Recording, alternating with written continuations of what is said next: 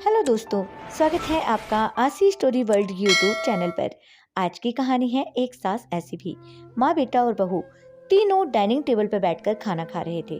खाना खाते खाते बेटा अपनी पत्नी से बोला, नीता, तुमने आज भी दाल रोटी ही बना दी। कम से कम खाना बनाने में तो आलस मत किया करो। घर में ही तो रहती हो, कुछ अच्छा भी तो बना सकती थी। नीता बोली, बनाने वाली तो मैं आज सूजी का हलवा थी, लेकिन सूजी आई नहीं। मैंने कल ऑर्डर करी थी। कोई बात नहीं, कल बना दूंगी। किचन में कुकर की सीटी सुनाई देती है और खाना खाते खाते नीता किचन में चली जाती है।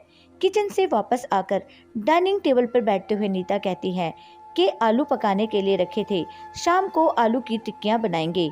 उसकी सासू माँ भी यह सुनकर खुश होती है। नितिन बीच में बोल पड़ता है, ये अच्छा है, दोनों बहुत मजे करते हो, अपने पसंद की चीजें जो बनाकर खाते हो। तभी डोरबेल बजती है। नीता फिर से खाने की टेबल से उठकर दरवाजा खोलने चली जाती है। दरवाजे पर डिलीवरी बॉय सूजी लेकर आया होता है। पार्सल लेकर नीता फिर से डाइनिंग टेबल पर खाना खाने बैठती है। तब माँ बेटे से कहती है कि तू दरवाजा खोल देता, बेचारी को खाना खाते समय भी सुकून नहीं है। बेटा कहता है, सॉरी माँ, मैं नहीं उठ सकता, मुझे ऑफिस जाने के लिए देर हो रही है। नितिन खाना खाकर ऑफिस की तैयारी करने के लिए अपने रूम में चला जाता है। कुछ ही सेकंडों बाद वो नीता को आवाज लगाता है, नीता, मेरी घड़ी कहाँ है? मिल नहीं रही है। नीता खाना खाते खाते ही उसे बताती है, अलमारी के ड्रॉर में देखो। नितिन कहता है, नहीं मिल रही है। नीता फिर एक बार खाने के टेबल से उठकर उसकी तरफ जाने ही वाली होती है कि सासू माँ उसे रोक लेती है और पहले खाना खाने के लिए कहती है। सासू माँ कहती है, बच्चा नहीं है, ढूंढ लेगा वह। अगले दिन सुबह सुबह नितिन अपने बेडरूम में कोई फाइल ढूंढ रहा होता है और उस फाइल को ढूंढने के चक्कर में उसने पूरा कमरा तहस नहस कर दिया होता है। नितिन बड़बड़ा रहा होता है, इस घर में कभी कोई चीज अपने ठिकाने पर मिलती ही नहीं है। इन औरतों को भी कोई काम नहीं है, इसलिए हर चीज इधर उधर करती रहती हैं। नीता अपने कमरे में आकर कमरे का बुरा हाल देखती है तो नितिन से पूछती है कि क्या कर रहे हो। नितिन कहता है, वह फाइल कहाँ है जो मैंने तुम्हें परसों दी थी। पति पत्नी की यह बातचीत माँ भी सुन रही होती है, जिसका नितिन को पता नहीं होता। अब माँ और नीता नितिन को सबक सिखाने के लिए एक प्लान बनाते हैं।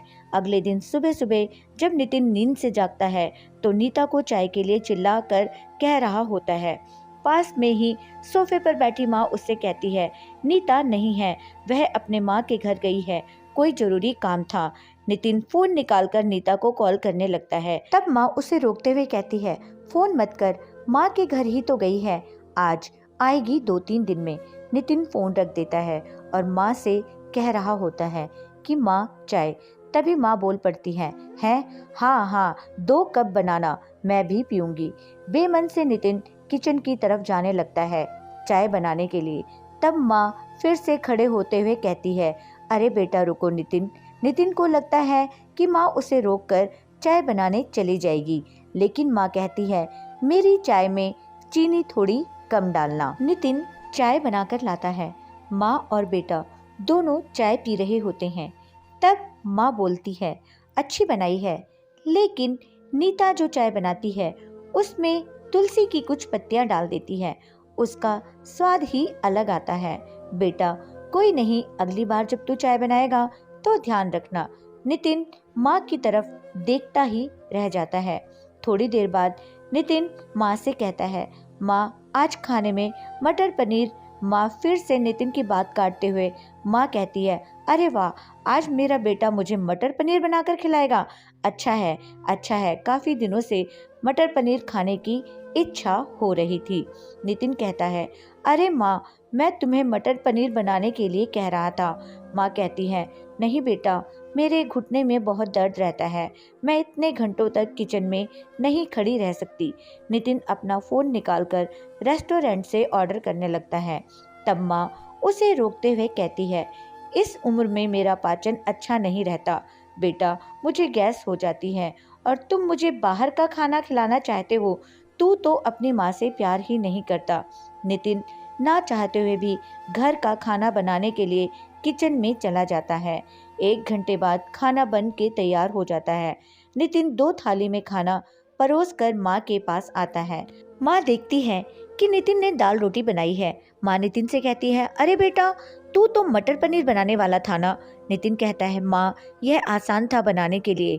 माँ कहती है, नीता होती तो मुझे आज मटर पनीर बनाकर ही खिलाती। चलो कोई बात नहीं, मैं कहाँ हर दिन मटर पनीर खाती हूँ, आज भी दाल रोटी ही खा लूंगी। आप बैठ साथ में मिलकर खाते हैं। दोनों बैठकर खाना खाने लगते हैं। नितिन ने पहला निवाला मुंह में रखा ही होता है कि माँ उसे कहती है, अरे बेटा, दाल में नमक थोड़ा कम है, जरा जाकर नमक लेकर आ। नितिन खाते खाते उठता है और किचन से जाकर नमक लेकर माँ को देता है, फिर अपना खाना खाने बैठता है। बीच में ही माँ खांसने लगती है और नितिन से कहती है, अरे बेटा, खाना गले में अटक गया है, थोड़ा पानी लेकर आ। नितिन फिर से खाना खाते खाते उठता है और पानी लाकर माँ को देता है।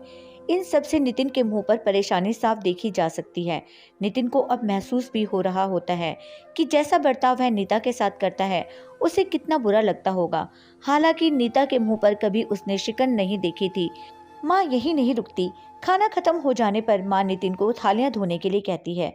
फिर माँ अपने बेड पर आराम करने लगती है। तब नितिन को चादर उड़ाने के लिए कहती है। उसके बाद जब नितिन रूम में जा रहा था तब उसे रोककर एसी कम करने के लिए कहती है। इन सब बातों से नितिन परेशान हो जाता है, लेकिन कुछ बोल नहीं पाता। अगले दिन सवेरे सवेरे नितिन खाना बनाने के लिए सब्जी काट रहा होता है, लेकिन उसका ध्यान सब्जियों पर नहीं होता। वह नीता के बारे में सोच रहा होता है और पछतावा कर रहा होता है कि वह कितना गलत था कि हाउसवाइफ का काम आसान होता है। तभी बेख्याली में उसकी उंगली कट जाती है। उससे खून बहने लगता है और वह बेसिन में अपनी उंगली धोने के लिए चला जाता है। तभी नीता उसके पास आकर उसके हाथों में पट्टी बांधने लगती है। यानी कि नीता कभी माँ के घर गई ही नहीं थी। यह तो सास बहू के प्लान का एक हिस्सा था, जिससे वह नितिन से छुपकर उसी घर में रह रही थी। नितिन नीता को देखकर काफी खुश हो जाता है। नीता से कहता है, घर का काम हम दोनों मिलकर किया करेंगे। नीता पूछती है, ऐसा क्यों? नितिन कहता है कि मैं घर का काम सीख जाऊंगा और घर अगर हम दोनों का है तो घर का काम भी हम दोनों का ही होना चाहिए। दोस्तों, अगर आपको वीडियो जरा सी भी पसंद आई है तो प्लीज़ वीडियो को लाइक, शेयर और चैनल को सब्सक्राइब करना मत भूलिएगा प्लीज़। और वीडियो एंड तक देखने के लिए आपका दिल से शुक्रिया।